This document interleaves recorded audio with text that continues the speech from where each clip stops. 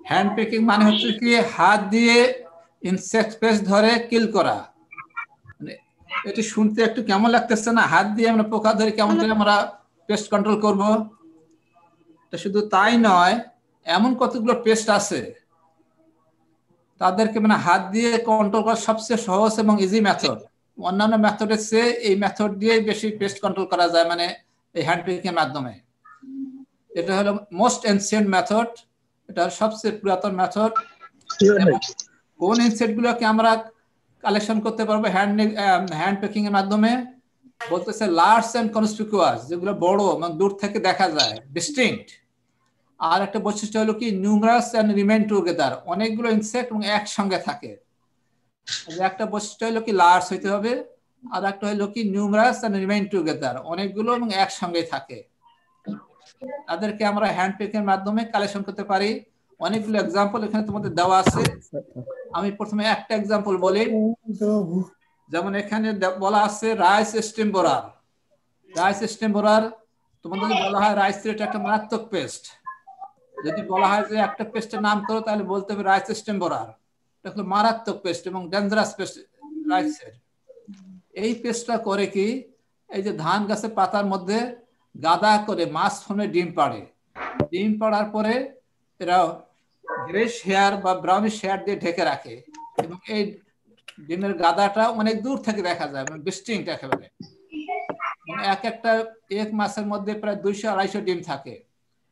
কাজে এইগুলো ডিম যখন হ্যাশ করবে, যে হ্যাশ করতেছে নিচে ছবিতে, হ্যাশ করার পর দেখা যাবে যেগুলো যখন হ্যাশ করার পরে ক্যাটারপিলার বাইর হবে, এরা সারা ফিল্ডে ছড়ায় পড়বে এবং কন্ট্রোল করা তখন খুব কঠিন হয়ে যায়, কারণ তারা হলো ইন্টারনাল ফিডার, স্টিমের ভিতরে ঢুকে খায়। Very difficult to control.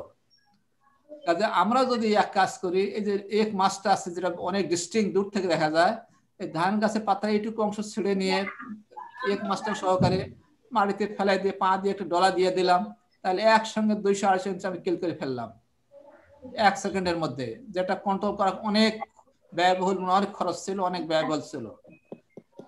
কাজেই আমরা রাইস স্টিম বোরার যে আছে, রাইস স্টিম বোরারের এক মাছকে আমরা ইজিলি হ্যান্ড পিকের মাধ্যমে কালেকশন করে কন্ট্রোল করতে পারি। আরেকটা এক্সাম্পল বলি। যেমন যে উপরে বাম পাশে বলা দেখা যাচ্ছে জুট হেরি ক্যাটারপিলার।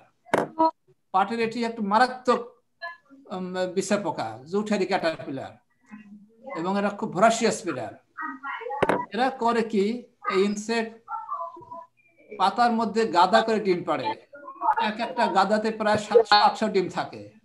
700-800-758টা পর্যন্ত রেকর্ড করা আছে ডিম থাকে। এবং এই ডিমগুলো হ্যাশ করার পরে যে ক্যাটারপিলার বাইরে হয়, যে ক্যাটারপিলার, এদের লাইফ সাইকেলে 6টা স্টার থাকে। এই 6টার মধ্যে ফার্স্ট, সেকেন্ড, থার্ড স্টার তারা একসঙ্গে থাকে, আর ফোর্থ স্টার যখন হয় তখন তার সারা ফিল্ডে ছড়িয়ে পড়ে এবং তখন মারাত্মক ক্ষতি করে থাকে। ফোর্থ, ফিফথ, সিক্সথ স্টার তারা সারা ফিল্ডে ছড়িয়ে পড়ে সারা ফিল্ডের মারাত্মক ক্ষতি করে থাকে। আমরা যদি জুটেরি ক্যাটারপিলার যে এক মাস বা আর্লি লার্ভাল স্টার যেগুলো ফার্স্ট, সেকেন্ড, থার্ড স্টার একসঙ্গে থাকে এবং একটা পাতার মধ্যে থাকে, যে পাতার মধ্যে ডিম পারছে ওই পাতার মধ্যেই থাকে, কাজে ওই পাতাটা যদি আমরা কালেকশন করে জাস্ট পা দিয়ে একটা ডলা দিয়ে দিলাম, একসঙ্গে 700-800 ইঞ্চিটা মেরে ফেললাম, যেটা চলে গেলে আর কন্ট্রোল করা খুবই কঠিন হয়ে যায়, কন্ট্রোল করা যায় না। কাজে আমরা জুটেরি ক্যাটারপিলারের এক মাস বা আর্লি লার্ভাল স্টার কালেকশন করে আমরা হ্যান্ড পিকের মাধ্যমে পেস্ট কন্ট্রোল করতে পারি। আমি এখানে 2টা এক্সাম্পল বললাম, এরকম অনেক এক্সাম্পল আছে। তারপর আমরা 2 নম্বর পয়েন্টে যাই, ইউজ অফ হ্যান্ড নেট। তোমরা লেভেল 2 সেমিস্টার 2 তে হ্যান্ড নেট দেখছো, sweeping net, real net, aquatic net, বিভিন্ন নেট থাকে। এই নেট দিয়ে আমরা ইনসেক্ট কালেকশন করে সেগুলো আমরা মানে বিভিন্ন ভাবে আমরা কিল করতে পারি। যে সমস্ত ইনসেক্ট সারফেস ফিডার, গাছের পাতার মধ্যে খায়, ক্যানোপির মধ্যে থাকে, তাদেরকে আমরা নেটের মাধ্যমে কালেকশন করে আমরা কিল করতে পারি। যেমন গ্রাসহপার আছে, গ্রিন লিফহপার আছে, রাইসিসপা আছে, এরকম অনেক ইনসেক্ট আছে যেগুলো সারফেস ফিডার, গাছের পাতার মধ্যে থাকে, তাদেরকে আমরা নেট দিয়ে কালেকশন করে পরে আমরা অন্যভাবে আমরা কিল করতে পারি। Sir, please open the slideshow mode. যে বলতেছো এই যে স্লাইড দিচ্ছি, স্লাইড ছোট দেখা যাচ্ছে। এখানে কি দেখা যাচ্ছে না? একটু বড় করে না ফুল স্ক্রিনটা স্যার। ফুল স্ক্রিন দেবো সেটা বলো। হ্যাঁ, এখন দেখা যাচ্ছে? জি স্যার। এই যেমন এখানে সুইপিং নেটের মাধ্যমে যে কালেকশন ইনসেট কালেকশন করতেছে, করে পরে আমরা বিভিন্ন ভাবে তিন নম্বরে আসি baiting and hooking. Baiting and hooking দুইটা পার্ট আছে। একটা বেটিং মানে আঘাত করা, হুকিং মানে হুক দিয়ে বের করা। তো বেটিং এর মাধ্যমে সাধারণত আমরা হাউস হোল্ড পেস্ট যেগুলো যেমন হাউস ফ্লাই, ককরোচ, এদেরকে আমরা হাত দিয়ে বা ঝাড়ু দিয়ে আমরা মেরে ফেলতে পারি। স্যার আটকে গেছে। হ্যাঁ, হাউস হোল্ড পেস্ট যেগুলো যেমন হাউস ফ্লাই, ককরোচ আছে, তেলাপোকা যেটা মাছি, তাদেরকে আমরা ঝাড়ু দিয়ে আমরা কিল করতে পারি। আর হুকিং এর মাধ্যমে আমরা আগে দেখি যেমন এখানে ঝাড়ু দিয়ে মানে যে পেস্ট হাউস ফ্লাই, ককরোচকে মেরে ফেলা হয়েছে। এবার হুকিং এর মাধ্যমে আমরা কিভাবে পেস্ট কন্ট্রোল করতে পারি? তোমরা দেখো তো এই পেস্টটা চিনতে পারো কিনা। এটা হলো তোমরা লেভেল 2 তে দেখছো, long horn wood boring beetle. Long horn wood boring beetle level 2 তে দেখছো তোমরা। এটা শ্রামবাইসিডি ফ্যামিলির মধ্যে কোলিপ্ট্রডারের। এর স্পেসিফিক নাম হলো ম্যাঙ্গো স্টেম্বোরার। ম্যাঙ্গো স্টেম্বোরার করে কি, ম্যাঙ্গো গাছের স্টেমের মধ্যে, স্টেমের মানে বাকলের মধ্যে তারা ডিম পাড়ে। এই ডিম পাড়ার পর ডিমগুলো যখন হ্যাশ করে গ্রাফ বাইরে হয়, নিচে দেখা যাচ্ছে গ্রাফ দেখা যাচ্ছে। এরা এরকম ছিদ্রের ভেতরে ঢুকে পড়ে। ভেতরকার জাইলেম ফ্লেম তারা মানে পরিবহন টিস্যু যেগুলো জাইলেম ফ্লেম যেগুলো সেগুলো খেয়ে ফেলে, যার ফলে গাছটা এভাবে মারা যায়। বাম পাশে নিচে বাম পাশে গাছটা মারা গেছে প্রায়। এদেরকে আমরা করতে পারি কি, আমরা যদি একটা তার নেই, তার নিয়ে মাথাটা একটু হুক বানাই, হুক করে একটু বাঁকাই দিয়ে হুক করে ওই তারটাকে ভেতরে ঢুকে দিয়ে যদি টান দেই, তাহলে গ্রাফটা বের হয়ে আসবে হুকের মাধ্যমে। পরে আমরা এটাকে কিল করতে পারবো। এখানে আর একটা এক্সাম্পল বলা আছে, যেমন রাইনোসেরাস বেটিল নারকেল গাছের মধ্যে হয়। একইভাবে আমরা হুক দিয়ে আমরা কন্ট্রোল করতে পারি। Shaking and jarring, 4 number shaking and jarring অর্থাৎ ঝাঁকুনি দিয়ে গাছ। যে সমস্ত গাছ হলো স্মল ট্রি, বিশেষ করে শ্রাব জাতীয় গাছ, স্মল ট্রি, তাদেরকে আমরা ঝাঁকুনি দিয়ে পেস্টগুলোকে নিচে ফেলাই দিয়ে সেগুলো কালেকশন করে আমরা কিল করতে পারি। যদি আমরা ছবিতে দেখি, যেমন ডান পাশে যে ভদ্রলোক, তার আমেরিকার প্রফেসর, সে বিরাট ইউনিভার্সিটি প্রফেসর, সে তার খ্রিসমাস ট্রির মধ্যে পোকা ধরছে, ময়লা পড়ছে, সে নিচে একটা সাদা পলিথিন বিছিয়ে দিছে, ট্রিটাকে নিয়ে এসে ঝাঁকুনি দিতেছে, ঝাঁকুনি দিয়ে সব নিচে ফেলাই দিচ্ছে। গাছটা পরিষ্কার হয়ে গেল, পোকামাকড় সব পড়ে গেল, পরে এটা কালেকশন করে পরে কিল করে ফেললো। সিভিং এন্ড উইনোয়িং, সিভিং এর চালনি দিয়ে সাধারণত স্টোরড গ্রেন পেস্ট যেগুলো স্টোরড গ্রেন পেস্ট যেগুলো স্টোরেজে হয়, তাদেরকে আমরা চালনি দিয়ে মানে আমরা আলাদা করে পরে কিল করতে পারি। যেমন রাইস উইভিল, রেড ফ্লাওয়ার বেটিল, এই যে নিচে ছবিতে দেখানো যাচ্ছে রেড ফ্লাওয়ার বেটিল আটার মধ্যে হয়। এই যে আটাগুলো যদি আমরা চালনি দিয়ে এরকম চালনি দিয়ে চালি, তাহলে পেস্টগুলোকে আমরা আলাদা করে তখন আমরা কিল করতে পারবো। এরকম আমরা চালনি দিয়ে চাউলের মধ্যে যে স্টোরড গ্রেন পেস্ট হয়, তাদেরকে আমরা আলাদা করে আমরা পরে কিল করতে পারবো। নাম্বার 6 হলো মেকানিক্যাল এক্সক্লুশন। মেকানিক্যাল এক্সক্লুশন হলো কি, মেকানিক্যাল ব্যারিয়ার সৃষ্টি করা, ব্যারিয়ার দিয়ে দেওয়া, যাতে পোকা গাছের উপরে উঠতে না পারে বা গাছের ভেতরে ঢুকতে পারে বা ফলমূলের ভেতরে ঢুকতে না পারে। মানে ফিজিক্যাল ব্যারিয়ার সৃষ্টি করা, প্রিভেন্ট করা তাদের, যাতে ভেতরে ঢুকতে না পারে। অনেকগুলো ব্যারিয়ার আছে। 1 নম্বর ব্যারিয়ার এখানে বলা আছে কি, আমি ছবিতে দেখাই। 1 নম্বর ব্যারিয়ার এখানে বলা আছে যে ফ্লাফি কটন, গাছের স্টেমের মধ্যে যে চতুর্দিক দিয়ে যদি আমরা 6 ইঞ্চি ফ্লাফি কটন যদি দিয়ে দেই, তার নিচ থেকে কোনো পেস্ট উপরে উঠে যাইতে পারবে না, এখানে সব আটকা পড়বে। যেমন ম্যাঙ্গো মিলিবাগ মাটির মধ্যে থাকে, এরা গাছ বেয়ে উপরে ওঠে, তখন এখানে সব আটকা পড়বে, কেউ উঠতে পারবে না। এই একটা পদ্ধতি ব্যারিয়ার সৃষ্টি করার। আর একটা ডান পাশে যেমন বলা আছে, এরকম স্লিপারি শীট দেওয়া আছে, এখানে ইনসেক্ট উঠতে গেলে পিছলে পড়ে যাবে, উঠতে পারবে না। আবার এই স্লিপারি শীটের মধ্যে অনেক সময় কি করা হয়, আঠা লাগাই দেওয়া হয়, গাম লাগাই দেওয়া হয়। গাম লাগাই দিলে দেখা যাবে ইনসেক্ট উঠতে গেলেও পরে আটকা পড়বে, উঠতে পারবে না। এই পদ্ধতিতে যে সমস্ত ইনসেক্ট মাটির মধ্যে থাকে, তাদেরকে আমরা উপরে যাতে উঠতে না পারে এই ব্যবস্থা নিয়ে আমরা কন্ট্রোল করতে পারি। Number 2B, wrapping individual fruits. Wrapping individual fruits.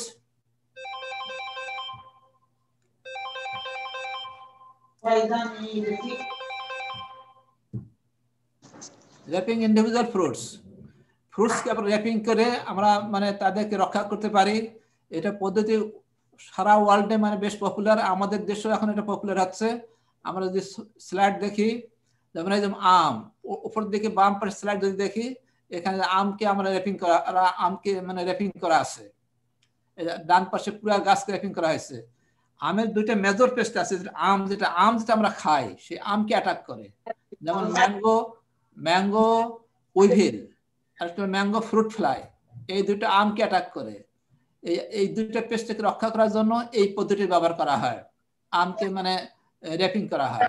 এই যে নিচে বাম পাশে গোয়াভাকে র্যাপিং করতেছে, গোয়াভা ফ্রুট ফ্লাই হাত থেকে গোয়াভাকে রক্ষা করার জন্য এই পদ্ধতি ব্যবহার করা হয়, র্যাপিং করা হচ্ছে।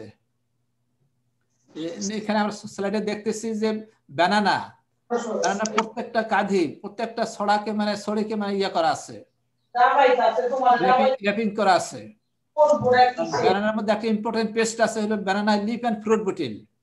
এই লিফ এন্ড ফ্রুট বুটিল থেকে রক্ষা করার জন্য ব্যানানাকে এই র্যাপিং পদ্ধতিতে মানে রক্ষা করা হয়, মানে তাদের হাত থেকে অ্যাটাক থাকে। আমরা যে বাজার থেকে যে ব্যানানা কিনি, সেই ব্যানানার মধ্যে কি থাকে, অনেক সময় কালো কালো দাগ থাকে না পাকা কলার মধ্যে? জি স্যার। এই ব্যানানা লিফ এন্ড ফ্রুট বুটিল কাজটা করে থাকে। ব্যানানা মারাত্মক পেস্ট এটা।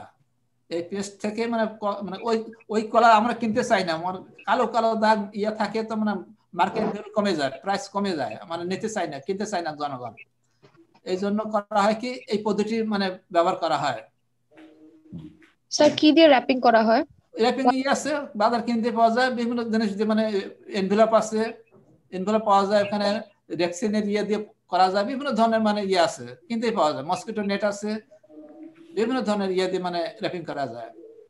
আচ্ছা স্যার, হ্যালো স্যার, রাজশাহী বাড়ি তারা দেখতে পারবা যে আম গাছের মধ্যে র‍্যাপিং করতেছে। চায়না থেকে মানে কিনে আনা হয়, আমাদের তৈরি করে না, বিদেশ থেকে আনা হয়, এনে তাদেরকে এইভাবে র‍্যাপিং করা হয়। স্যার আম গাছের মধ্যে র‍্যাপিং করতে গেলে ইন্ডিভিজুয়ালি অনেক বেশি খরচের প্রয়োজন না স্যার? মানে ওটা তো উপরের দিকে থাকে।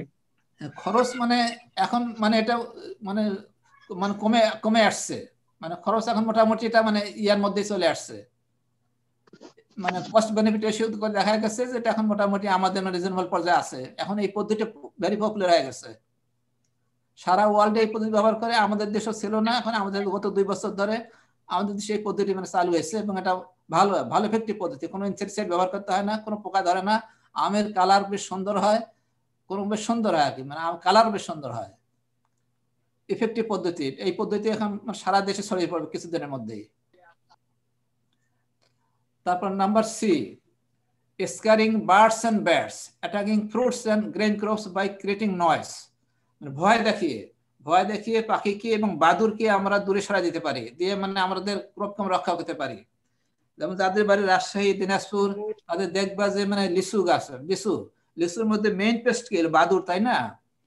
এই বাদুরকে যদি আমরা মানে একটা টিন নিয়ে যদি আমরা ঢোল বাজাই, শব্দ করি, যেটা সাধারণত করা হয়, গাছের মধ্যে টিন বাঁধে দেওয়া হয়, একটা দড়ি দিয়ে টান দিয়ে দেয়, শব্দ হয়, মানে সব বাদুর সব পাখি সব চলে যায়। এই কাজটা করা হয়, মানে এটা ভয় দেখানো। ধান খেতে যদি মানে ধান পাকিলে বাবুই পাখি, কবুতর, টিয়া পাখি এরা সব ধান খেয়ে ফেলে, তখন টিনের মধ্যে শব্দ করি বা হাতের দিয়ে শব্দ করিও বা টিনের মধ্যে শব্দ করলে সব পাখি চলে যায়। মোট কথা হলো ভয় দেখিয়ে পাখিকে বা বাদুরকে সরিয়ে দেওয়া। এটা বেশি মানে লিচু গাছের মধ্যে সবচেয়ে বেশি ব্যবহার করা হয়, মানে লিচুর ব্যাটের হাত থেকে, মানে বাদুরের হাত থেকে লিচুকে রক্ষা করার জন্য। যেমন এখানে দেখা যাচ্ছে স্লাইডের মধ্যে ডান পাশে এখানে দড়ি দিয়ে টানা আছে, দড়ি টান দিবে, শব্দ হবে, পাখি সব উড়ে যাবে।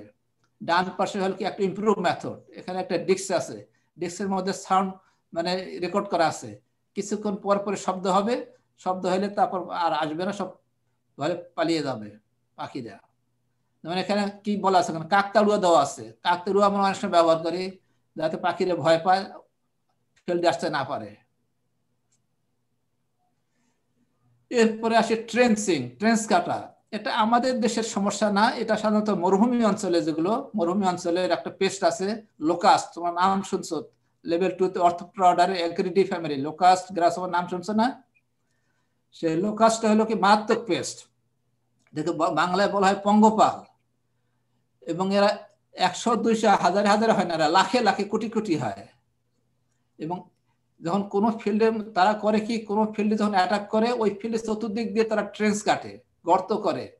যখন এই যে নিমগুলো যে সব হেঁটে যাচ্ছে, যখন পাশের ফিল্ডে যাবে সবগুলো গর্তের মধ্যে পড়ে যাবে, পরে সেখান থেকে বিভিন্ন কিল করে। এটা আমাদের সমস্যা না, এটা হলো আফ্রিকান কান্ট্রি, তারা মানে এই সমস্যাটা এইভাবে তারা কিল করে, এটা আমাদের শুধু জানার জন্য।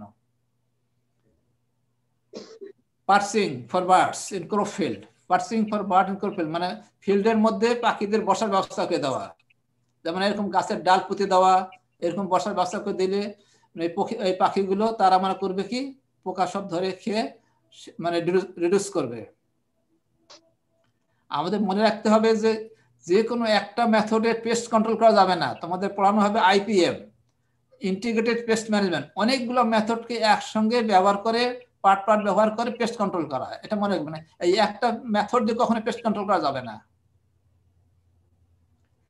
Use of high pressure water sprays, যে সমস্ত ইনসেক্ট খুব শর্ট বডিড ইনসেক্ট, তাদেরকে মানে গাছের পাতার মধ্যে থাকে, তাদেরকে আমরা করতে পারি কি হাই প্রেসার ওয়াটার দিয়ে দিলে সব ইনসেক্ট মাটিতে পড়ে যাবে এবং তারা সব মারা যাবে।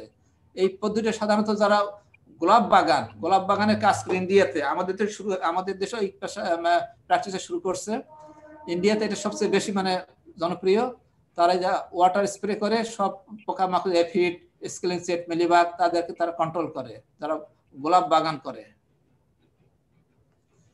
ইউজিং রেড লাইট, এখানে আমরা ছবি দেখি, যেমন বর্ষাকালে আমাদের বাসার বাড়িতে অনেক পোকামাকড় আসে, আমরা যদি মানে লাল বাতি বা হলুদ বাতি জ্বালাই দেই তাহলে সেখানে পোকামাকড় আসে না, রিপেলেন্ট হিসেবে কাজ করে। তারপর যদি আমরা নিচের ছবিতে দেখি, নিচে দুইটা ছবি দেওয়া আছে, অ্যালুমিনিয়াম ফয়েল যদি আমরা দিয়ে লাইট রিফ্লেক্ট করতে পারি তাহলে এফিড আসে না, এফিড দূরে সরে যায়। এফিডকে আমরা অ্যালুমিনিয়াম ফয়েলের লাইট রিফ্লেকশন দিয়ে আমরা সরাই দিতে পারি। তারপরে যদি আমরা প্লাস্টিক রিবন বা প্লাস্টিক ব্যান্ড দিয়ে যদি আমরা এখন জমির মধ্যে দিয়ে দিতে পারি, এগুলো বাতাসে উঠতে থাকবে, চকমক করতে থাকবে, পাখিরা আসবে না। এই পদ্ধতি দিয়ে মানে পাখিদেরকে দূরে সরাও দেওয়া হয়। তারপর হলো কি প্লেসিং ফোল্ডলেস, এখানে হলো কি অনেক সময় বাসা বাড়িতে আমরা পিঁপড়াদের হাত থেকে রক্ষা করার জন্য কি করা হয়, আমাদের বাসা বাড়িতে মিটশেপ আছে, মিটশেপের মধ্যে আমরা যদি কোনো তরি-তরকারি মিষ্টি জাতীয় জিনিস রাখি তাহলে পিঁপড়া উঠে নষ্ট করে। আমরা যদি মিটশেপে যদি মানে পায়াগুলোর মধ্যে যদি একটু মানে পাত্র দিয়ে পানি দিয়ে রাখি, পাত্রের মধ্যে দিয়ে পানি দিয়ে পায়াগুলোর মধ্যে, তাহলে পিঁপড়া উঠতে পারবে না। অথবা যে আমাদের সিল্কওয়ার্ম যেটা আছে, রেশম পোকা যে রেয়ার করা হয়, এরকম রেয়ারিং স্ট্যান্ডের মধ্যে তাদের রাখা হয়, এরা পিঁপড়া উঠে মানে তাদের ক্ষতি করে থাকে। এই জন্য রেয়ারিং স্ট্যান্ডে যদি আমরা নিচের দিকে পানির পাত্র দিয়ে রাখতে পারি তাহলে পিঁপড়া উঠতে পারবে না। স্ক্রিনিং, বাসা বাড়িতে যাতে পোকামাকড় ঢুকতে না পারে, দরজা জানলা ভেন্টিলেটর আছে সব আমরা স্ক্রিনিং করে দিতে পারি, নেট লাগাই দিতে পারি। সেরকম সিল্কম রেয়ারিং করার সময় সিল্কম একটা মারাত্মক পেস্ট হল উজি ফ্লাই। এই উজি ফ্লাই যদি মানে উজি ফ্লাইয়ের হাত থেকে সিল্কম রেয়ারিংকে মানে কালচারকে রক্ষা করার জন্য সাধারণত দরজা জানলা উইন্ডো সব মানে ভেন্টিলেটর সব মানে স্ক্রিন করা হয়, না হলে আমরা কালচার রানই করতে পারবো না। এটা একটা মারাত্মক পেস্ট উজি ফ্লাই, তোমরা ফাইনাল ইয়ারে পড়বা। ইউজিং মেকানিক্যাল ট্রাপস, অনেক ধরনের ট্রাপ আছে আমাদের দেশে, মানে এখন শুরু হয়েছে ট্রাপ ব্যবহার করা হয়, যেমন ফেরোমন ট্রাপ আছে, পয়জন বেড ট্রাপ আছে, লাইট ট্রাপ আছে, স্টিকি ট্রাপ আছে, water pan trap, air suction trap. এগুলো ফেরোমন ট্রাপ কোন ইনসেক্ট পেস্টের আগে ব্যবহার করা হয় আমরা একটা একটা দেখি। যে ফেরোমন ট্রাপ হলো তোমাদের যেমন তোমাদের মানে লেভেল 3-তে তোমাদের ফেরোমন ট্রাপ কিভাবে তৈরি করা হয় তোমাদের শেখাবে প্র্যাকটিক্যাল ক্লাসে। ফেরোমন ট্রাপ দিয়ে সাধারণত আমাদের দেশে এখন এটা ব্যবহার হচ্ছে, ভেরি পপুলার মেথড। এটা brinjal shoot and fruit borer and cucurbit fruit fly, এই দুইটা পেস্টকে কন্ট্রোল করার জন্য এই মানে ফেরোমন ট্রাপটা ব্যবহার করা হয়। Brinjal shoot and fruit borer বেগুনের পোকা একটা, আর একটা হলো কিউকারবিট ফ্রুট ফ্লাই। এই দুইটা পেস্টকে কন্ট্রোল করার জন্য আমাদের দেশে ফেরোমন ট্র্যাপ ব্যবহার করা হচ্ছে। তারপর উপরের দিকে ছবি দেখি, এটা poison bait trap. Cucurbit fruit ফ্লাইকে মানে জন্য এই পেস্টটা ব্যবহার করা হয়, দুইটা একসঙ্গে করা হয়, ফেরোমন ট্র্যাপ আর পয়জন বেড ট্র্যাপ দুইটা একসঙ্গে লাগানো হয়। আর নিচে হলো র্যাটকে কন্ট্রোল করার জন্য ট্র্যাপ, এই যে লাইট ট্র্যাপ। লাইট ট্র্যাপে যে সমস্ত ইনসেক্ট ফটো পজিটিভ তাদেরকে কন্ট্রোল করার জন্য লাইট ট্র্যাপ ব্যবহার করা হয়। নিচে পানি দিয়ে মানে ইনসেক্ট দিয়ে দেওয়া থাকে, এখানে আসবে পড়বে মারা যাবে। বিভিন্ন লাইট ট্র্যাপ, বিভিন্ন ধরনের লাইট ট্র্যাপ আছে। উপরেরটা দেখো স্টিকি ট্র্যাপ। ইনসেক্ট সাধারণত হলুদ মানে হলুদ কালারের প্রতি বেশি অ্যাট্রাক্টেড হয়। ছোট ছোট ইনসেক্ট যেগুলো থ্রিপস, এফিডস, এগুলো আমরা গ্রিন হাউসের মধ্যে বা গ্রিন হাউসের মধ্যে যদি আমরা এরকম স্টিকি ট্র্যাপ, যে হলুদ আছে এর মধ্যে আঠা দেওয়া আছে, দিয়ে বিভিন্ন জায়গায় এখানে মানে টেঙ্গে দেওয়া আছে, টাঙ্গানো আছে, যদি এইভাবে আমরা দিয়ে রাখি তাহলে সব পোকা আসবে, অ্যাট্রাক্টেড হবে, আটকা পড়ে সব, এর মধ্যে আঠা দেওয়া আছে। নিচে হলো ওয়াটার পেন ট্র্যাপ। এখানে ইয়েলো কালার, যেহেতু তারা অ্যাট্রাক্টেড হয় এবং পানি দেওয়া থাকে, এখানে আঠার পরিবর্তে পানি দেওয়া থাকে, পানির মধ্যে পড়বে তার মারা যাবে, ওয়াটার পেন ট্র্যাপ। এটা হলো স্টিকি ট্র্যাপ, এটা ওয়াটার পেন ট্র্যাপ। এটা সাকশন ট্র্যাপ। তোমরা লেভেল 2 তে দেখছো অ্যাসপিরেটর, দেখছো অ্যাসপিরেটর দিয়ে সাকশন ট্র্যাপের মাধ্যমে সাধারণত স্টোর গ্রেন পেস্ট কালেকশন করা হয়। এটা হলো অ্যাসপিরেটর, এটা হলো improved aspirator. Store grain pest collection করার জন্য এই যন্ত্র ব্যবহার করা হয়। লাস্ট হলো কি বার্নিং। এটা আমাদের সমস্যা না, তোমরা পারলে লিখবা, না লিখলে অসুবিধা নাই। এটা হলো মানে আফ্রিকান কান্ট্রির সমস্যা। যে লোকাস্ট, এই যে নিচে দেখতেছো স্লাইড, সব লোকাস্ট একটা ঝাঁক, হাজার হাজার কোটি কোটি। এরা করে কি, আগুন মানে সব লোক একসঙ্গে হয়ে আগুন জ্বালায়, শব্দ করে আগুন দেখায়, ভয় দেখায়, ইনসেক্ট গুলোকে সরিয়ে দেয়। এটা আমাদের দেশের সমস্যা না, যেটা তোমরা লিখলেও পারো, না লিখলেও অসুবিধা নাই। অ্যাডভান্টেজেস, হানিবির ক্ষেত্রে তো ওরকম করে, হানিবি আমাদের দেশে। হানিবিতে আগুন ঠিক না, মানে ধোঁয়া দেয়, কি ধোঁয়া মেনলি। তোমাদের ফাইনাল ইয়ার পড়াবে, এপিকালচার যখন পড়াবে তখন কিভাবে কালেকশন করা হয়, মধু কালেকশন করার সময় সেটা জিনিস তোমাদের পড়াবে। এপিকালচারে ওটা ধোঁয়া দেওয়া হয়, আগুন জ্বালায় ধোঁয়া দেওয়া হয়। হ্যাঁ জি স্যার। ওখানে ধোঁয়াটা মেইন কাজ করে। এখানে অ্যাডভান্টেজ দেওয়া আছে, safe method, sieve method, selective method. Disadvantage হলো specific, may fail to complete control. পড়ে নিও। সেভ মেথড, এটা মানে কোনো ক্ষতিকর দিক নাই। সিভ মেথড মোটামুটি কম খরচ। সিলেক্টিভ মেথড, যে ইনসেক্ট পেস্ট যেগুলোকে আমরা কন্ট্রোল করতে চাই সেগুলোকে আমরা কন্ট্রোল করতে পারবো ওই মেথড ব্যবহার করে। স্পেসিফিক মেথড, যেহেতু এটা মানে ওই পেস্টকে আমরা কন্ট্রোল করতে পারি, আর এটা অনেক সময় মানে কমপ্লিট কন্ট্রোল করা সম্ভব হয় না, মানে রিডিউস পেস্টকে রিডিউস করতে পারে, কমপ্লিট করতে পারে না, কমপ্লিট কন্ট্রোল করতে পারে না আগের মতোই, মানে কালচারাল যে কন্ট্রোল আছে সে তাদের মতোই অনেকটা। এটা মেকানিক্যাল কন্ট্রোল গেল। এরপর আসি ফিজিক্যাল কন্ট্রোল। ফিজিক্যাল কন্ট্রোল কাকে বলে? স্যার আমার একটা কোশ্চেন আছে স্যার। আচ্ছা বলো। স্যার আপনি দেখাইলেন যে হচ্ছে ওই পাখিটাকে তাড়ানোর জন্য এক ধরনের কাকতাড়ুয়া ইউজ করা হয়, আবার আরেকটাতে দেখাইলেন যে পাখিটাকে বসার জন্য এক ধরনের মেথড ইউজ করা হয়। হ্যাঁ, তাহলে স্যার ইন্টিগ্রেটেড পেস্ট ম্যানেজমেন্ট সিস্টেমে আমরা কি দুইটাই ইউজ করব নাকি যে কোনো একটা, নাকি এটা কতটুকু? এটা উদ্দেশ্য থাকবে হবে পাখি কখন আমরা বসার জন্য ব্যবস্থা করবো, যখন মনে করো ধান ফিল্ড, রাইস ফিল্ড আমরা কখন আমরা পাখিতে বসার ব্যবস্থা করবো, যখন এরা ক্লিয়ারিং ভেজিটেটিভ স্টেজে থাকবে তখন আমরা ওই পদ্ধতি ব্যবহার করব, তখন পাখি বসার জন্য ব্যবস্থা করব। আর যখন ধান পাকবে তখন তো আমার পোকা মানে ইনসেক্টের সমস্যা নাই, তখন তো পাখির সমস্যা, তখন ওই ইয়ার দেবো, কাকতাড়ুয়া লাগাই দেবো। মনে কর উদাহরণ দিলাম একটা আর কি, মানে স্টেজ অনুযায়ী, মানে যখন যেটা একটা উদ্দেশ্য থাকবে, কোন সময়ে কোনটা দরকার সেটা আমরা সেই প্লেস করব। এটা একটা উদাহরণ দিলাম। মনে করো ধান খেতে আমি পাখির ব্যবস্থা করে দেবো কখন, যখন ধান ভেজিটেটিভ স্টেজে থাকবে, ধান পাকার আগে তারা বসবে, পোকামাকড় খাবে, আর তারপর মানে এটা আমি সরাই ফেলবো, তখন আর দরকার নাই। ধান পাকার পরে সরাই ফেলবো, তখন যদি কাকতুরের দরকার হয় তখন কাকতুর দিয়ে দেবো, তখন কাকতুর ওখানে ভয় দেখে পাখি আসবে না। জিনিসটা বুঝছো? জি স্যার বুঝতে পারছি। স্টেজ অনুযায়ী, মানে এইম অনুযায়ী, লক্ষ্য অনুযায়ী কাজ করতে হবে। মানে সবটা সব জায়গায় প্লেস করা যাবে না, যে জিনিসটা দরকার সেইটা শুধু প্লেস করতে হবে, কখন দরকার সেটা প্লেস করতে হবে। মানে তোমার এগুলো যখন final year integrated pest management পড়াবে, এখন শুধু টেকটিক্স গুলো পড়ানো আছে, মানে কি কি মেথড আছে এগুলো জানা, এগুলোকে কিভাবে অ্যাপ্লাই করতে হবে, কখন অ্যাপ্লাই করতে হবে ফাইনালে পড়ানো হবে, কোন পেস্টের এগেনস্টে অ্যাপ্লাই করা হবে, সেই পেস্টের প্রত্যেকটা পেস্টকে ইম্পর্টেন্ট পেস্টের কন্ট্রোল মেজার আলাদা আলাদা পড়ানো হবে। এখানে শুধু মানে জেনারেল টেকটিক্সগুলোর নাম জানা, ঠিক আছে? জি স্যার, বুঝতে পারছি, থ্যাংক ইউ। ফিজিক্যাল কন্ট্রোল কাকে বলে? Physical control means physical control can be used by altering their physical environment. We can control by using physical control by altering their physical environment. যেমন মনে করো আমি আছি বা আমরা যে আছি, আমাদের চারপাশে কি আছে? লাইট আছে, টেম্পারেচার আছে, বাতাস আছে, এই যেটা আমাদের ফিজিক্যাল এনভায়রনমেন্ট। এটা নর্মাল অবস্থায় আছে। এখন যে আমার চতুর্পাশে যদি আমি টেম্পারেচার যদি মানে এখন 15-20 ডিগ্রি সেন্টিগ্রেড আছে, এটা একদম 100 ডিগ্রি সেন্টিগ্রেড করি, তাহলে আমি বাঁচতে পারবো না।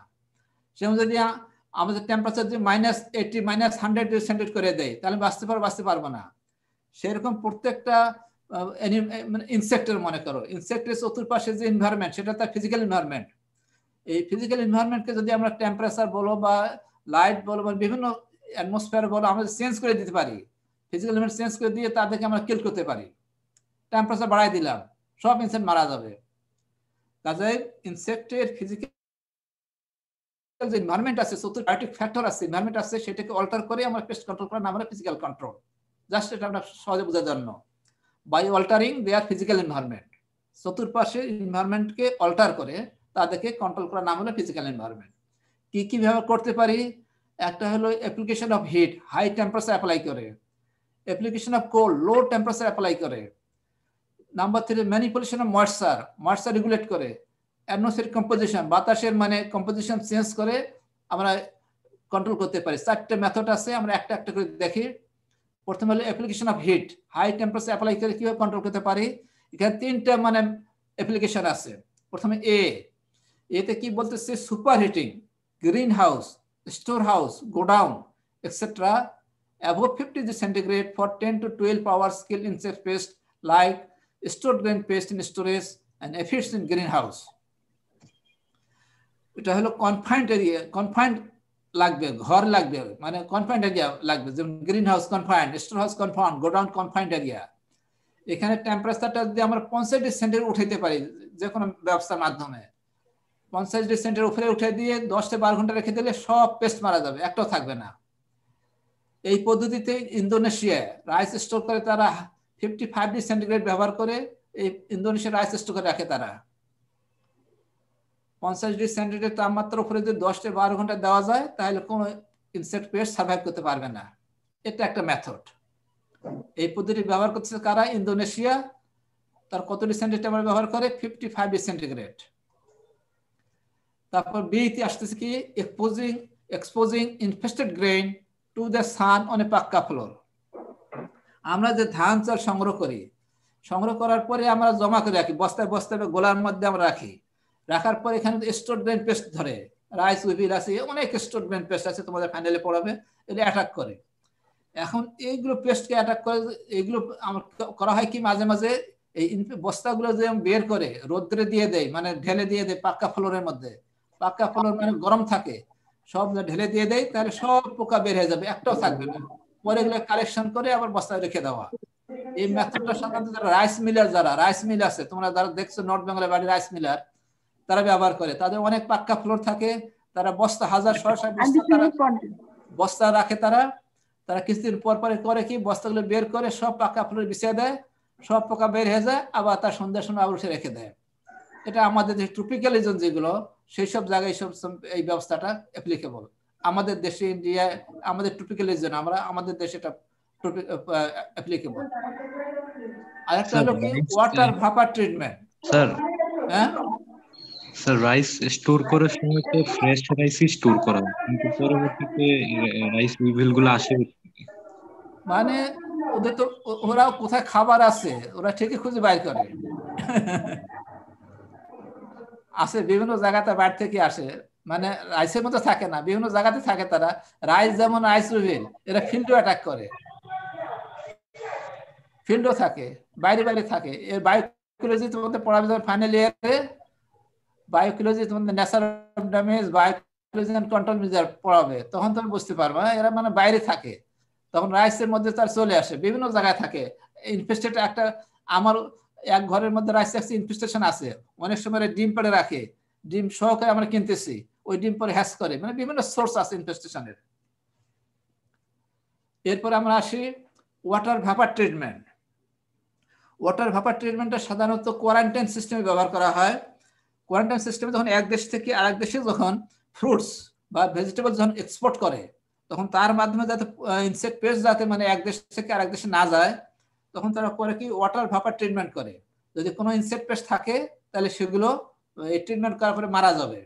যেমন এখানে যে একটা সিস্টেম দেওয়া আছে, এখানে সব ফ্রুটস বা ভেজিটেবল ভিতরে ঢুকে দেওয়া হয়, দিয়ে হট ওয়াটার ভ্যাপার ট্রিটমেন্ট দেওয়া হয়, দেওয়ার পরে সেগুলোকে আবার বের করে মানে সব ইনসেক্ট পেস্ট থাকলে মারা যাবে, পরে এক্সপোর্ট করা হয়। এটা করতেই হয় যাতে এক দেশ থেকে আরেক দেশে ইনসেক্ট পেস্ট যাতে না পারে, যাতে যেমন লিগ্যাল কন্ট্রোলে আমরা পড়ছি। এরপরে আসে 2 number, application of cold. Low temperature apply করে কিভাবে পেস্ট কন্ট্রোল করতে পারি। হাই টেম্পারেচার দিয়ে যেভাবে আমরা পেস্ট কন্ট্রোল করতে পারি কনফাইন্ড এরিয়াতে, সেরকম লো টেম্পারেচারও আমরা পেস্ট কন্ট্রোল করতে পারি।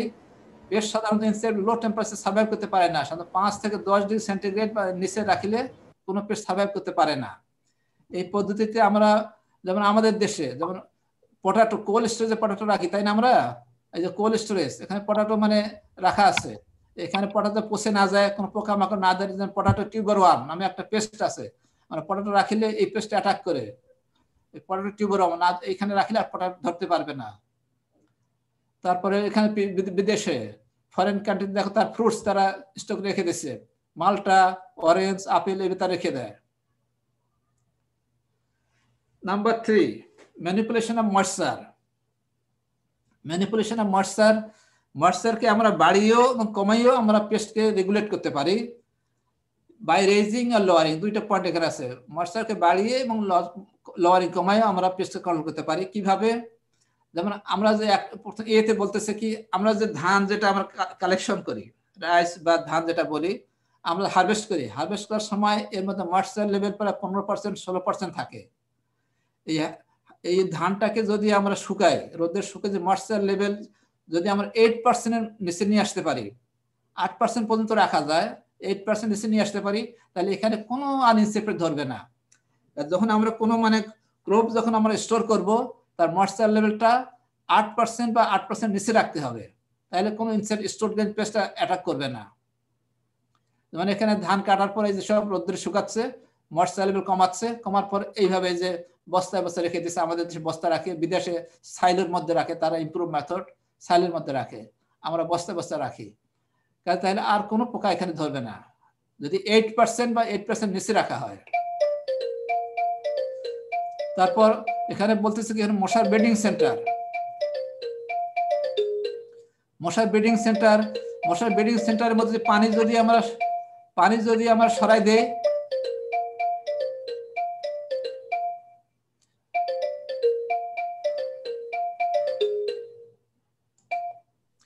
পানি যদি মশার বেডিং সেন্টার আছে, যদি আমরা স্ট্যাগন্যান্ট ওয়াটার থাকে, এগুলো যদি পানি যদি আমরা সরাই দেই, তাহলে এখানে মশা এখন আর বেডিং করতে পারবে না। তারপর এটা হলো কি, অনেক সময় গাছ আমরা কেটে টুকরো টুকরো করে রাখি, মানে এগুলোকে লগ বলা হয়। লগের মধ্যে একটা ইনসেক্ট আছে উড বোরিং বেটিল, এই যে উড বোরিং বেটিল, এরা অ্যাটাক করে এবং অ্যাটাক করে লগের ক্ষতি করে থাকে। এই লগগুলোকে যদি পানির মধ্যে যদি আমরা প্রায় 15 দিনের মধ্যে ডুবে রাখতে পারি, তাহলে সব ইনসেক্ট মারা যাবে, এখানে বাঁচবে না। লাস্ট পয়েন্ট হলো কি অ্যাটমসফেরিক কম্পোজিশন, বাতাসের কম্পোজিশনকে রেগুলেট করে। প্রথমে বলা আছে ডিঅক্সিজেনেট কন্ডিশন, অর্থাৎ মানুষ কেন যে কোনো প্রাণী অক্সিজেন ছাড়া বাঁচে না। আমরা যদি ডিঅক্সিজেন কন্ডিশন যদি আমরা করে দিতে পারি, মানে অক্সিজেন সাপ্লাই যদি বন্ধ করে দিতে পারি, তাহলে কোনো ইনসেক্ট আর বাঁচবে না। যেমন এখানে আমরা ছবির মধ্যে দেখি, গ্রামে গঞ্জে এখন এই পদ্ধতি ব্যবহার করা হয়। তারা সারা বছরের যে মশলাপাতি পেঁয়াজ টিয়াজ যা আছে, মানে যে মানে যে মরিচ মশলাপাতি যা আছে, সব চাউল এবং চাউলও তারা করে কি সব পরিষ্কার করে ওদের শুকায়, মানে মাটির এরকম মটকার মধ্যে দিয়ে মুখ বন্ধ করে রেখে দেয়, এয়ারটাইট করে দেয়। যদি ইনসেক্ট ভেতর থেকেও থাকে তাহলে অক্সিজেন মারা যাবে, থাকবে না। লাস্ট মেথড হলো কার্বন ডাইঅক্সাইড মেথড। অক্সিজেন ছাড়া যেমন কোনো অ্যানিমাল বাঁচে না, সেরকম যে কার্বন ডাইঅক্সাইড অতিরিক্ত কার্বন ডাইঅক্সাইড দেওয়া যায়, তাহলে মানে অ্যানিমাল বাঁচবে না। এই মেথডে করা হয় কি হাই কনসেন্ট্রেশন কার্বন ডাইঅক্সাইড 85% আর হায়ার লেভেলে কার্বন ডাইঅক্সাইড রেগুলেট করা হয়, যার ফলে এখানে ইনসেক্ট মানে মারা যায়। এই মেথডে মানে জাপান এবং ইন্দোনেশিয়া রাইস স্টোর করে রাখে, তারা এই মেথড ইয়ে করে। যেমন এখানে মডেল, যেমন জাপানের যে এই মেথডটা জাপানে আবিষ্কার করছে, যে ল্যাবরেটরি সেখানে আমি গেছিলাম, এইটা হলো মডেল। এই মডেলের উপরে ভিত্তি করেই তারা এখন মানে স্টোরেজ হাউস তৈরি করছে, সেখানে তারা রাইস স্টোর করে রাখে। এটা হলো মানে কার্বন ডাইঅক্সাইড রেগুলেশন মেথড। এই গেল ফিজিক্যাল মেথড। আর লাস্ট মেথড হলো কি কেমিক্যাল কন্ট্রোল। কেমিক্যাল কন্ট্রোল কাকে বলে? Chemical control means control of pest using pesticide. Pesticide use করে পেস্টের কন্ট্রোল করার নাম হলো কেমিক্যাল কন্ট্রোল। যেমন এখানে পেস্টিসাইড অ্যাপ্লাই করতেছে, এখানে স্প্রে দিয়ে অ্যাপ্লাই করতেছে, এখানে প্লেন দিয়ে স্প্রে করতেছে। প্রথমে আসে ডিজায়ারেবল প্রপার্টিজ অফ ইনসেক্টিসাইড। একটা ইনসেক্টিসাইড কি কি ডিজায়ারেবল প্রপার্টিজ আছে এখানে তোমার মানে লেখা আছে তোমাদের নোটের মধ্যে, না বোঝার কিছুই নাই, তোমার পড়ে নিও। ক্লাসিফিকেশন অফ ইনসেক্টিসাইড, আমরা 4 ভাবে ইনসেক্টিসাইড ক্লাসিফাই করতে পারি। একটা হলো on the basis of their chemical nature, on the basis of the root of entry, on the basis of their forms, on the basis of their mode of action. তোমাদের practical ক্লাসে তোমরা যখন university আসবে, practical ক্লাসে তোমাদের একটা handout দেওয়া হবে ক্লাসিফিকেশনের। ওই হ্যান্ডআউটটা পড়বে এখানে, এখানে নতুন করে মানে দেওয়ার দরকার নাই, ওই হ্যান্ডআউটের মধ্যে দেওয়া থাকবে, ওই হ্যান্ডআউটটা পড়বে তোমরা। মোড অফ অ্যাকশন ইনসেক্টিসাইড তোমরা এগ্রিকেমিস্ট্রি তোমরা পড়ছো, যার শুধু একটু স্মরণকে দেওয়ার জন্য সংক্ষেপে তোমাদের পড়াই আছে এখানে। এখানে নিউরন দাও, নিউরন দেওয়া আছে। একটা নিউরন, নার্ভ সেলকে নিউরন বলা হচ্ছে। এটা হলো নার্ভ সেল, এটা সেন্ট্রাল বডি, সেল বডি। এই সেল বডিতে এই পাশ থেকে তারা মানে মানে সিগন্যাল রিসিভ করে, করার পরে যে একজন হয়ে চলে যায়, তারপরে একজন ব্রাঞ্চ, এটা তারপর টার্মিনাল দিয়ে তারা পরে এখানে আর একটা নিউরন থাকে, সেখানে ট্রান্সমিট করে তারা। এটা সবসময় মনে রাখবা যে সেন্ট্রাল সেল বডির দিক থেকে রিসিভ করবে, আর একজন হয়ে টার্মিনাল দিকে যাবে, এই দিক থেকে যায় না, সবসময় এই দিকে যাবে। Mode of action of organophosphate and organocarbon insecticide, এখানে তোমাদের লেখাই আছে, আমি শুধু একটু বুঝাই দেই। এই যেমন দুইটা এখানে নিউরন দেওয়া আছে, এই একটা নিউরন, এই একটা নিউরন। এই যে এখানে দেখা যাচ্ছে এই নিউরন, এটা হলো সেন্ট্রাল সেল বডি, এটা হলো একজন, এটা টার্মিনাল। সেন্ট্রাল সেল বডি দিয়ে নর্মাল যেটা কাজ তাদের, সেন্ট্রাল সেল বডি দিয়ে তারা রিসিভ করার পরে সিগন্যালটাকে পাস করাচ্ছে, সিগন্যালটা যাচ্ছে, একজন হয়ে যাচ্ছে, টার্মিনাল আসবে। আর দুই নিউরনের মাঝখানে তো গ্যাপ আছে, এটাকে সিনাপস বলা হয়। এখানে কি সিক্রেশন হয় মনে আছে? অ্যাসিটাইলকোলিন, অ্যাসিটাইলকোলিন সিক্রেশন হয়, তারপর এখানে ব্রিজ তৈরি হয়, তারপর তারা এখান থেকে সিগন্যালটা পাস করে দেয়। পাস করার পরে এখানে আবার কি সিক্রেশন হয়? অ্যাসিটাইলকোলিন এনজাইম সিক্রেশন হয়। এনজাইমটাকে এটাকে ব্রেকডাউন করে দেয়, কোলিনান অ্যাসিটাইল কোয়েতে সৃষ্টি করে, মানে ব্রেকডাউন করে দেয়, করে দেওয়ার পর এখানে আবার গ্যাপ হয়, আবার রেস্টে চলে যায়। যখন সিগন্যালটা পাস করে তখন বলা হয় ফায়ারিং, আর যখন ব্রেকডাউন হয় তখন বলা হয় রেস্টিং। এটা নর্মাল কাজ, একবার ফায়ারিং হবে, একবার রেস্টিং হবে, একবার ফায়ারিং, একবার রেস্টিং, এটা নর্মাল প্রসিডিওর। যদি কোনো কারণে কন্টিনিউয়াস ফায়ারিং হয় তাহলে কেউ বাঁচবে না, মানুষও বাঁচবে না। এই কাজটা অর্গানোফসফেট এবং অর্গানোকার্বন ইনসেক্টিসাইড এই কাজটা করে। তারা করে কি, এই যে এনজাইম যেটা আছে, এনজাইমটাকে ইনভ্যালিড করে দেয়, ইনঅ্যাক্টিভ করে দেয়। ইনঅ্যাক্টিভ করে দিলে এই যে ব্রিজটা তৈরি হলো, এই ব্রিজটাকে ভাঙতে পারে না, তাহলে কন্টিনিউয়াস ফায়ারিং হতে থাকে। কন্টিনিউয়াস ফায়ারিং হয়, তারপরে ইনসেক্ট মানে ট্রিমার করে খিঁচুনি দেয়, প্যারালাইসিস হয়ে যায়, পরে মারা যায়। এইটা হলো এখানে মেকানিজম। এখানে কাজটা হলো কোন জায়গায়? সিনাপসের মধ্যে কাজটা হয়। এরপরে mode of action of pyrethrins and pyrethroids groups, এটা আমরা বুঝাই দেই।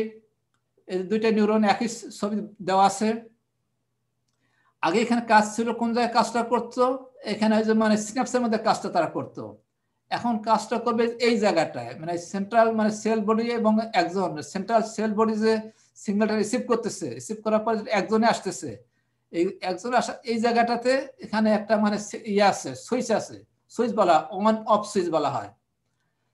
মানে এখান থেকে যে একজন দিয়ে আসতেছে, এটা এমনি আসে না, আয়নের মাধ্যমে আসে। এটা সোডিয়াম চ্যানেল বলে, ক্যালসিয়াম চ্যানেল বলে, এই দুইটা চ্যানেল, সাধারণত পটাশিয়াম চ্যানেলও আছে, বেশিরভাগ সোডিয়াম চ্যানেলের মাধ্যমে আসে। সেন্ট্রাল সেল বডি রিসিভ করার পরে এখানে সুইচটা অন হলে সিগন্যালটা সোডিয়াম চ্যানেলে চলে আসে, তারপর চলে আসে এখানে, আর অফ হয়ে গেলে আবার বন্ধ হয়ে যায়। কাজে একবার অন হবে, একবার অফ হবে। অন হইলে সিগন্যালটা পাস করতে পারবে একজনে, আর অফ হইলে পাস বন্ধ থাকবে, এটা নর্মাল প্রসিডিউর। কিন্তু অর্গানো পাইরোথ্রয়েড ইনসেক্টিসাইড কি করে, এই যে অফ সুইচ যেটা আছে, অফ সুইচটাকে ইনভ্যালিড করে দেয়, এটা কাজ করতে পারে না, কাজে সবসময় অন অবস্থায় থাকে, সুইচটা অন অবস্থায় থাকে, তারপর কন্টিনিউয়াস মানে সিগন্যাল পাস করতে থাকছে। আর কোনো সময় পাস করলে তাহলে তো আর কেউ বাঁচবে না, ইনসেক্ট রিমর করবে, প্যারালাইসিস হয়ে যাবে, পর মারা যাবে। এটা হলো মোটা অ্যাকশন ইনসেক্টিসাইডের পাইরোথ্রয়েডের গ্রুপের। আগেরটা কাজ ছিল কোন জায়গায়, সিনাপসে, আর এটা কাজ ছিল কোন জায়গায়, একজনের অন অফ সুইচের মধ্যে, দুই জায়গায়। পদ্ধতিটা মোটামুটি একই। অ্যাডভান্টেজেস, এটা হলো র্যাপিড অ্যাক্টিং, খুব তাড়াতাড়ি কাজ করে, হাইলি রিলায়েবল, মোটামুটি যে কাজ করবে আমরা মানে বিশ্বাস করা যায়, রেডিলি অ্যাভেলেবল, সব জায়গায় পাওয়া যায়, কস্ট এফেক্টিভ, দাম খুব কম। তো ডিমেরিট সবচেয়ে বেশি এদের, ইনসেক্ট রেসিস্ট্যান্স ডেভেলপ করে, মানে খুবই খারাপ অবস্থা। অ্যাডভার্স ইফেক্ট থাকে নন টার্গেট অর্গানিজমের ক্ষেত্রে, হানি বি আছে, তারপরে প্রিডেটর আছে, প্যারাসাইট আছে, এদের ক্ষেত্রে ক্ষতি করে থাকে তারা। পেস্ট রিসার্জেন্স করে, আউটব্রেক অফ সেকেন্ডারি পেস্ট মানে তারা করে, মানে এটা কিভাবে হয় তোমাদের কনসেপ্ট প্রফেসর মাসুম আহমেদ সাহেব পড়াবে। রেসিডু ইন ফুড অ্যান্ড ফিড, খাবারের মধ্যে এই যে রেসিডু থেকে যায়, হেলথ হ্যাজার্ডস, স্বাস্থ্যের ক্ষতিকর, এনভায়রনমেন্টাল পলিউশন করে, আরো অনেক ক্ষতিকর দিক আছে, কাজে এগুলো তোমরা আস্তে আস্তে আরো অনেক জানবা। তাহলে এই আমি বলছিলাম তোমাদের যে 5টা কন্ট্রোল মেজার কনভেনশনাল মেথড, একটা cultural control, mechanical control, physical control, chemical control, legal control. গত ক্লাসে আমরা 2টা পড়ছি, আজকে 3টা পড়লাম, এই পর্যন্ত শেষ।